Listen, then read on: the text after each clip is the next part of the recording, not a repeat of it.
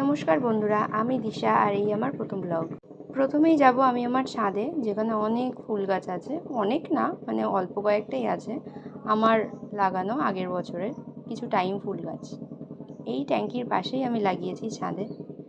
অনেক কালারেরই আছে, এবার রোজ তো আর সবগুলো ফোটে না, তাও আজকে বেশ দুটো নতুন কালার ফুটেছে। এই লাল কালার আর এই পিঙ্ক পিঙ্ক টাইপের কালার। আর পর্তুলিকা এটা এখন ফেমাস।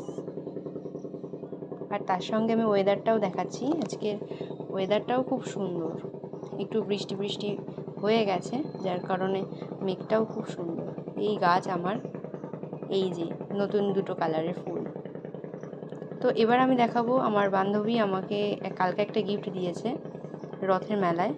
তো সেইটাই, মানে এটা রথের মেলার জন্য আসলে না, ও আমাকে এটা দিয়েছে কালকে। এটা খুব পছন্দের, খুবই পছন্দের আমার। তো এটা আমি নিয়েছি।